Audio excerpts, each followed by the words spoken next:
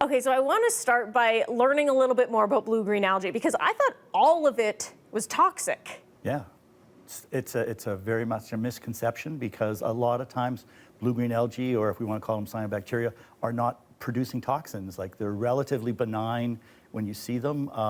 What actually causes them to produce the toxins is still pretty much a knowledge gap in the sciences. That seems wild to me because it just seems so simple. It seems like this stuff that grows on the water that you need to stay away from, and it's as simple as that, but it's not. No, it's not. I mean, a number of the things that make them grow really, at a fast rate is always often thought to be the cues for the toxin production.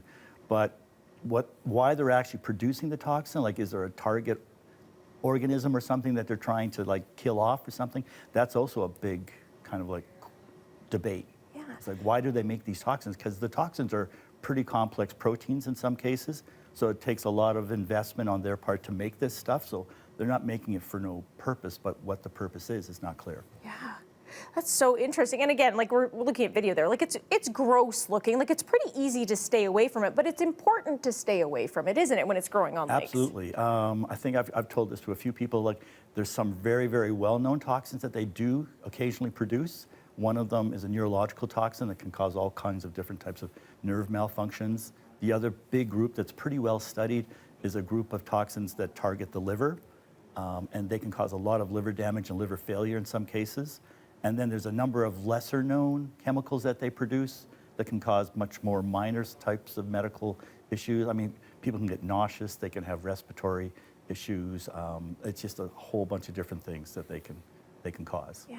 So how is blue-green algae, how is it being monitored or tracked around the province? Yeah. So traditionally, I have to say, Alberta's got one of the best lake monitoring programs across Canada. We're probably perhaps even in first place with that.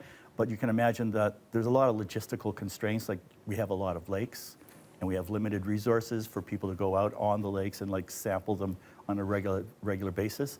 And these blooms, like probably a lot of your listeners know, that live on lakes, they can kind of come out of nowhere in some cases, like in a matter of a few days. They can also collapse within a few days as well. So what we're trying to do now is we're trying to access satellites, and we've been doing this for the last few years as a means of tracking the different types of blue-green algal blooms happening across a variety of different lakes in the province. And these satellites, in general, pass over Alberta and have images of these lakes almost on a daily basis. Using satellites? So what is it? So it's like the view from space, basically? Yep. So what does it look like from there? So, I mean, from space, if you see some of these lakes, here's another analogy. It looks a little bit in some cases like swirled mint ice cream. So blue-green algal blooms don't always uniformly coat the entire lake, depending on how the wind's blowing, depending how the currents are going, the wave action's going within a lake, it can look like a swirl. So from a satellite, you can get a really good shot of the entire lake. But if you're in a boat, or if you're a cottager, you might be in a clear area on the lake going, well, there's not really a problem here. But then your neighbor across the lake, where the wind's blowing to, could be having a huge outbreak of it because the wind's blowing it over to their side of the lake. Oh, that's so fascinating. Yeah. So where are we at right now in Alberta? Or what are you kind of expecting over the next few weeks when it comes to blue-green algae? So this year is looking good so far, and with the weather forecast supposedly average temperatures, average rainfall, it could possibly be that it's not as bad as it was last year and some previous years. Yeah. So obviously we're saying that, to stay away from it, and obviously some of it that can cause some serious health concerns for people and pets, so number one, staying away from it. But what if people do come in contact with it, or what can they do to keep themselves safe when we head to the lakes and stuff this summer? Yeah, so I think first practice common sense. If you see something that looks like, a floating mat of bluish green substance, probably think twice about whether or not you want to go in the lake. Kids are probably going to want to go in the lake regardless.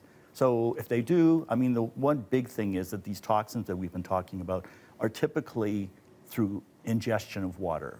So, don't ingest the water.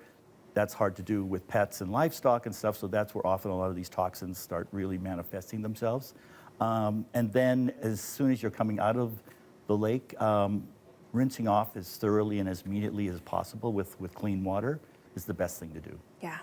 Very helpful. Again, I know it hasn't exactly been, summer season, lake season out there just yet, but it's only a matter of time before that does happen in Alberta. Very helpful information. Thank you so much for joining us today, Ralph. Really appreciate it. Thank Nancy.